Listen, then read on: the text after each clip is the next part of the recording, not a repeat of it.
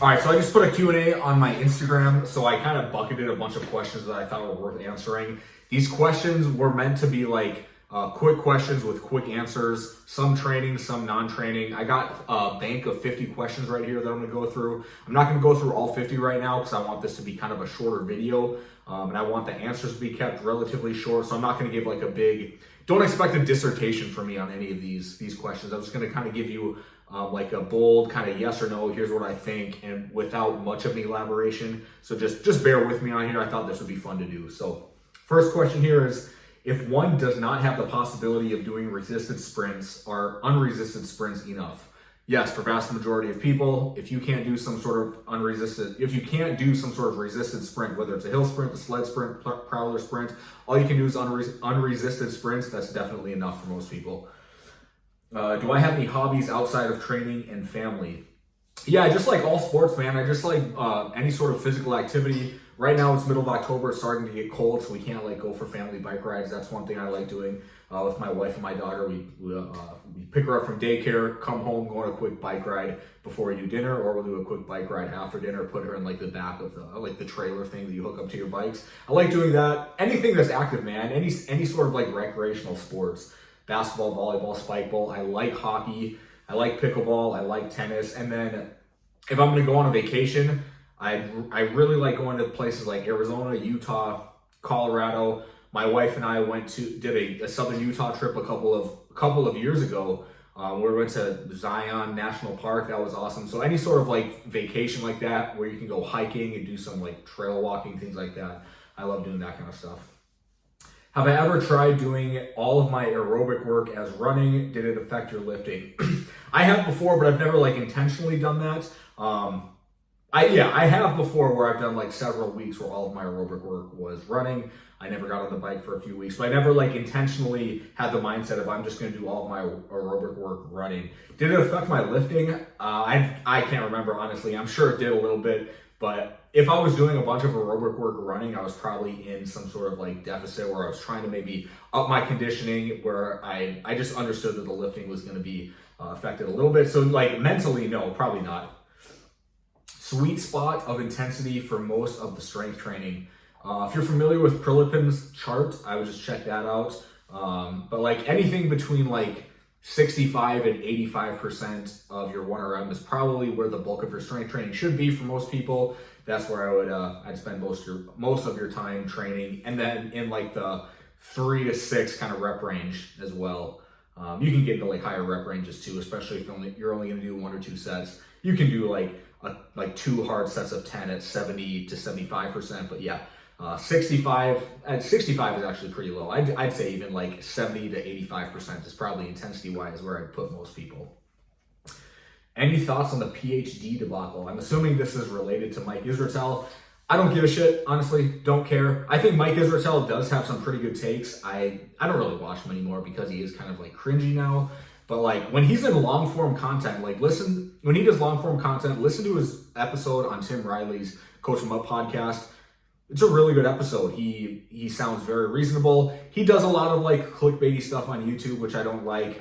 But like the PhD thing, I just don't give a shit. I have not seen the original like takedown of him. I haven't even like paid attention to the reactions and the reactions to the reactions. I think it's all petty bullshit. It's not interesting to me, so I really don't have any thoughts on it. I would say like, here's the thing: am I supposed to like hate people in this field?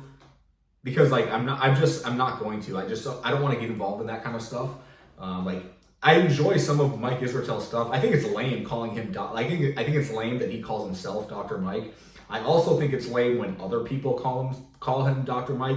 If you have a PhD in sports science or a PhD in kinesiology and you want to like call yourself a doctor, I just think that's kind of lame. I guess that's my take on it. Bucket list places to travel.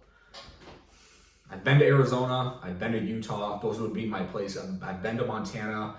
Like I said, anywhere that I can go hiking or be active. I'm not a huge like ocean person. I've been to Florida. I've been to California. That just isn't like my spot to go. I guess like East Coast, like Boston. I think there's probably some really cool historic sites, or Washington, D.C. I've never been there.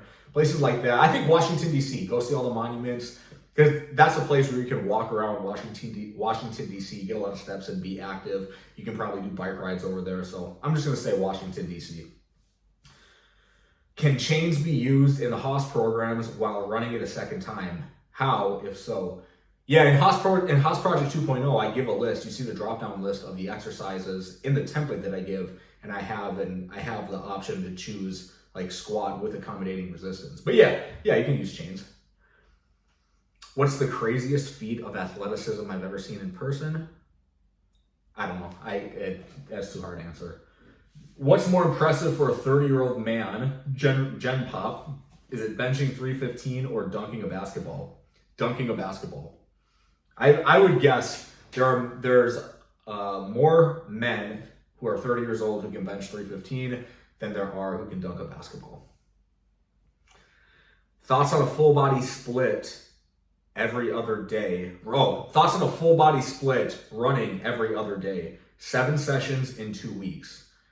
So that'd be a lift, day off, run, day off, lift, day off. I think that's what that means. I think that's fine to do. Landmine versus barbell Olympic lifts. Barbell Olympic lifts are objectively better. I have a video on this. Check that one out. Thoughts on PRI, breathing, and gait cycle stuff. No thoughts. I've looked into PRI before. Seems super boring. Honestly, seems kind of lame. The gait cycle stuff. This is kind of reminds me of a lot of like Franz Bosch kind of stuff. Which Franz Bosch, if you haven't read his book, read his book, because there's a lot of value in it, but just not my stuff. Any opinion on barefoot shoes? Nope, no opinion. Don't care. If you want to wear them, wear them. I don't wear them. I've never had a pair. I just wear like Metcons or Adidas training shoes. What is your go-to psychological trick at the moment? I don't know what that means. What approaches do you have to make your students engage? All right, so at least for me, at my school, at UND, the students don't want to engage at all. The lectures I give, I have my PowerPoint, I have my PowerPoint slides on the projector behind me. I talk through them. I try to engage by like saying, does anyone have any comments, questions, concerns? I try to make them like relate to it by asking if anyone's experienced the things that we're talking about. They just sit there in silence. It's kind of crazy. So I'll have like an hour and 15-minute lecture that only lasts like 30 to 40 minutes because they sit there in silence. And I plan for a Q&A at the end. I plan for us to like have open dialogue within the lecture. It just doesn't really happen. So I don't have any approaches, but like with training, what approaches do I have to make my clients engage? We use the OVR jump devices. We use the OVR timing gates. We'll use some VBT every once in a while. Just get them competitive. If it's one-on-one, we use the technology, or sometimes I'll even jump in with them if we're doing solo like one-on-one training and we're doing some sort of plyos or doing some sort of jumping or change of direction work. I can jump in with them and give them something to compete with. But yeah, just make it competitive. Gamify things as much as you can. How to dose in-season speed training as a basketball player. So here's what I did when I was working at UND with men's basketball is once or twice a week, all this like the frequency depended on game schedule, travel schedule, practice times, all that kind of stuff. But like 1 to 2 times per week, 2 if we were lucky, I would just dose in like cat and mouse chase sprints where one person is standing just under the free throw line, not standing, he's in like a prone push-up position and he's the lead. And then the chaser is standing at the baseline. So I don't know, a little bit less than 5 yards, 4 yard kind of difference in distance there. And then it's a cat and mouse chase where the lead person who's on their stomach and prone starts, initiates the race by getting up as fast as he can, running to half court. And then the chaser, the guy on the baseline, reacts to the lead, reacts to his initial movement. And then he's trying to tag the lead before the lead gets to the half court line. Hopefully that made sense. How do you decide when to use density sets as opposed to giant sets? I have a video on this. Just think about it this way. Density sets is kind of a strategy to use to improve training density, to improve work capacity. You're trying to accumulate like as much work as possible in the specific time frame.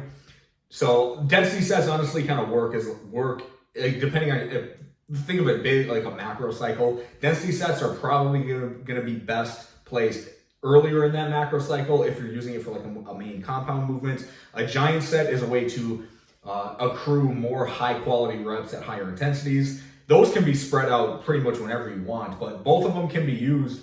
That's the way to think about them. Density sets, if you're using them for like something like pull-ups or pendlay rows, or not like your main big movements that you care about the most, those can be thrown in at any part of the macro cycle, and I like doing those at the end of a session when you've already like accumulated some fatigue and you're trying to just squeeze out a little bit more work before the training session ends. All right, last one here. Lateral quickness training, question mark. I was a bum on defense. I'm not gonna guess. I don't know what that means. Okay, next one then. What do you do for squat and bench mobility? For bench mobility, I do nothing. I feel like, I talked about this before, but like if you feel like you have like restricted mobility, restricted movement in the shoulders, it's probably more likely your T-spine that has some mobility restrictions, and that's what's kind of like inhibiting your shoulder mobility. But for squat, there's a lot of different things, man. I think probably the best thing to do for squat mobility is to just sit in a bodyweight squat, sit on your heels, hold on to something for a counterbalance, like hold onto the rack in front of you, squat down as long as you can or as low as you can, keep your heels on the ground, and just sit in that squat position as long as you can.